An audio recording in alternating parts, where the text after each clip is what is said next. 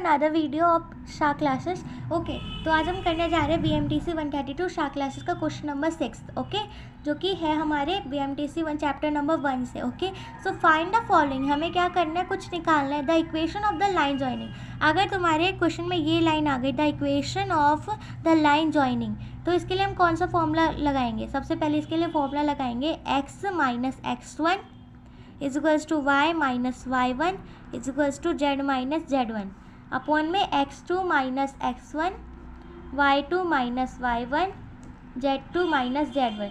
ये बात ध्यान रखना, द लाइन जॉइनिंग आ जाए, अगर क्वेश्चन में equation of the line joining आ जाए तो ये वाला फॉर्मूला रेक्टिफिकेशन कर लो, ये लगेगा x minus x1 y minus y1 z minus z1 x2 minus x1 y2 minus y1 z2 minus z1। Okay, so यहाँ पे हैंस आपको दे रखा है, आपको गिवन में क्या दे रखा है? सबसे पहले तो x1 y1 z1, इनकी वैल्यूज़ क्या दे रखी है आपको? ये दे रखी है, पहली वाली जो वैल्यू होती है वो x1 y1 और z1 की होती है। तो यहाँ पे क्या है? -1 0 1।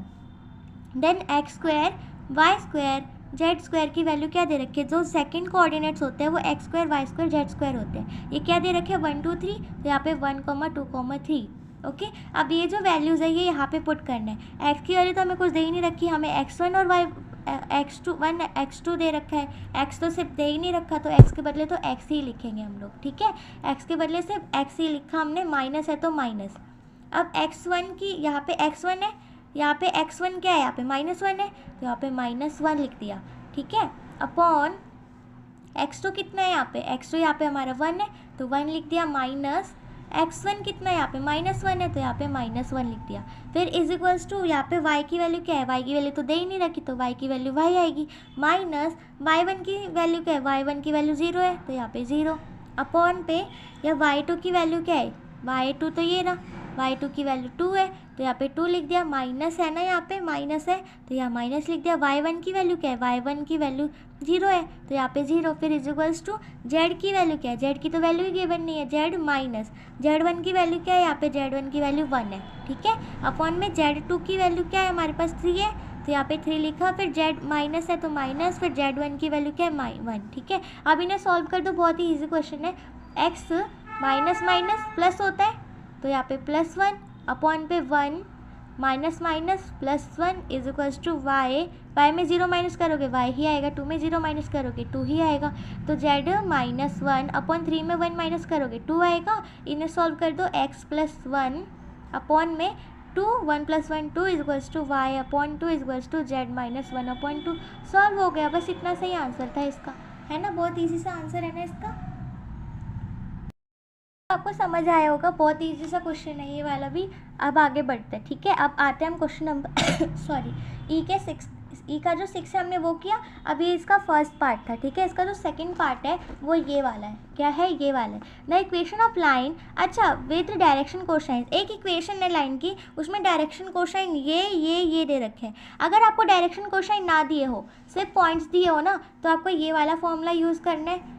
और उसमें ध्यान रखना, द लाइन जॉइनिंग आ जाए, तो अगर लाइन जॉइनिंग आ जाए तो ही ये वाला करना है, अदरवाइज नहीं करना, ठीक है। देन अगर यहाँ पे the equation of line with, एक इक्वेशन है लाइन, वो भी डायरेक्शन कोसाइंस के साथ लगी हुई है, हमें डायरेक्शन कोसाइंस गिवन है और उनके पॉइंट्स भी गिवन है, तो पता है कौन सा फॉर्मूला लगाएंगे हम? तो हम फॉर्मूला लगाते हैं ये वाला।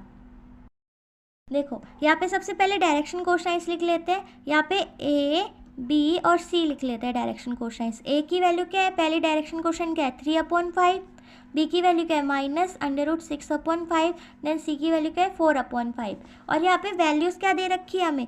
x1, y1, z1, इनकी जो वैल्यूज़ है वो क्या दे रखी है हमें? 1, -1, 2 ये दे रखी है वैल्यूज़, और इन पे ये दे रखी है, ठीक है। तो हमें जानते हैं इसके लिए जो फॉर्मूला लगेगा वो क्या होगा हमारे पास? वो होगा x minus x1 is equals to y minus y1 is equals to z minus z1। देखो एक चीज़ कॉमन है, इसका जो ऊपर का वाला पार्ट है ना लाइन जॉइनिंग का, ये वाला सेम है और यहाँ पे ये वाला सेम है ऊपर वाला। बस नीचे क्या आ जाएगा? डायरेक्शन कोसाइंस आ जाएंगे, a b c, बस पुट कर देना है। ध्यान रखना, अगर किसी क्वेश्चन में equation of line with equation direction cosines आ जाए ना, तो ये इजी वाला फॉर्मूला आपको लगाना है, डायरेक्शन कोसाइन आ जाए तो। अगर डायरेक्शन कोसाइन ना आए और साथ में ये द लाइन जॉइनिंग आ जाए, जॉइनिंग आ जाए और साथ में हमारे पास 2 पॉइंट्स आ जाए, तो ये तो बहुत ईजी सा फॉर्मूला है, तो आप कहीं पे भी पुट कर दोगे, है ना। लेकिन अगर आपके पास डायरेक्शन कोसाइंस आ जाए नीचे और साथ में एक पॉइंट का फॉर्मूला आ जाए, तो आप क्या करोगे, ये चीज़ पुट करोगे, ये वाला क्वेश्चन।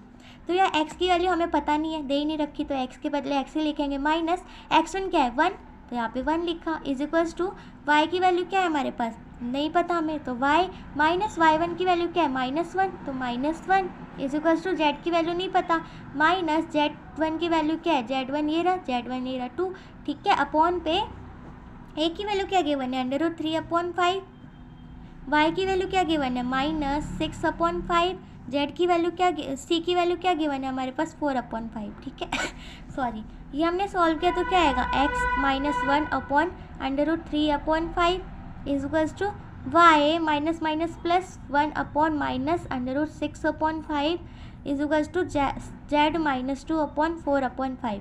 आई होप आपको समझ आ गया होगा, इसका आंसर भी यही है ना। बहुत ईजी सा क्वेश्चन, बहुत ईजी सा क्वेश्चन है, बहुत ईजी सा। आई होप आप पास कर लोगे, बहुत अच्छा ईजी सा क्वेश्चन है। ओके, तो आते हैं हम अपने नेक्स्ट क्वेश्चन पे।